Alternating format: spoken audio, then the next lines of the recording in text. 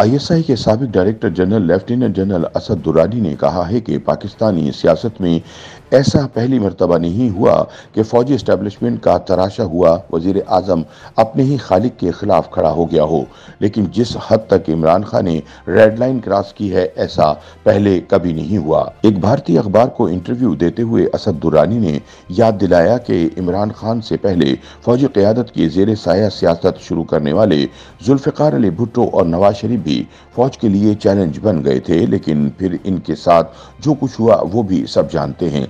असद दुरानी ने कहा कि अप्रैल 2022 में जब अपने खिलाफ अपोजिशन की तहरीक अदम एतमाद को नाकाम बनाने के लिए फौज ने इमरान की मदद करने से इनकार किया तो वो भी इसी रास्ते पर चल पड़े जो जुल्फ़िकार अली भुट्टो और नवाज शरीफ ने अपनाया था। इमरान ने पाकिस्तानी अवाम के एंटी एस्टेब्लिशमेंट और अमरीका मुखालिफ जज्बात कैश करवाने के लिए एक बयानिया घड़ लिया और उनका चूरन बिक गया। अब मौसूफ ने लॉन्ग मार्च के दौरान कातलाना हमले का इल्जाम न सिर्फ मौजूदा वजीर आजम शहबाज शरीफ पर लगा दिया है बल्कि आईएसआई के एक जर्नल का नाम भी ले लिया है। इंटरव्यू के दौरान जनरल असद दुरानी से पूछा गया कि क्या ये फ्लैश पॉइंट नहीं है और क्या पाकिस्तान में फॉल्ट लाइंस मजीद गहरी नहीं हो गई। इस पर रिटायर्ड जनरल ने कहा कि पाकिस्तान में फॉल्ट लाइंस एक तवील अरसे से मौजूद हैं और ये कहना दुरुस्त नहीं कि इमरान खान पर कातलाना हमले के बाद ये अब मजीद गहरी हो गई हैं। उनका कहना था कि क़ब्ल-अज़-वक़्त इंतखाबात दर हकीकत इमरान खान का मुतालबा है, लेकिन जो लोग इख्तिदार में हैं वो अगले साल अक्टूबर में होने का इंतजार करना पसंद करते हैं। उनका इस्तदलाल ये है कि मईशत को मुस्तहकम करने के लिए इन्हें कुछ सख्त और गैर मकबूल फैसले करने पड़े जिन्होंने हुकूमत के खिलाफ और अवाम के हक में काम किया है। दुर्रानी ने कहा कि अगरचे बुनियादी तौर पर इक़्तिसादी मैदान में पाकिस्तान को जो संगीन नुकसान पहुंचा इसकी जिम्मेदारी इमरान हुकूमत थी, लेकिन सारा मुद्दा मौजूदा हुकूमत पर पड़ गया। जनरल दुरानी ने कहा कि मौजूदा हुकूमत इस बात पर यकीन रखती है कि अगले चंद महीनों में ये कुछ मुस्बत नताइज दिखाने के काबिल हो जाएगी और अगले इलेक्शन तक इसकी साख बेहतर हो जाएगी।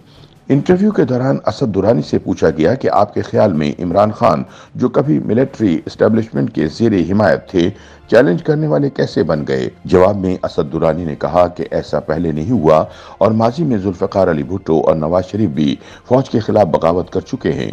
ताहम इमरान खान का नवाज और भुट्टो से फ़र्क ये है कि माजी के दोनों वज़राए आज़म फौज के सियासी किरदार का खात्मा चाहते थे, जबकि इमरान का झगड़ा ये है कि फौज सियासत करती रहे लेकिन मुझे इक़्तिदार दिलवा दे। जनरल दुर्रानी ने कहा कि मुझे यकीन है कि इमरान ने इस्टेब्लिशमेंट के साथ कुछ बैक चैनल्स खुले रखे हुए हैं, लेकिन इस बात का इम्कान कम नजर आता है कि वो डेडलॉक तोड़ने में कामयाब हो जाएंगे।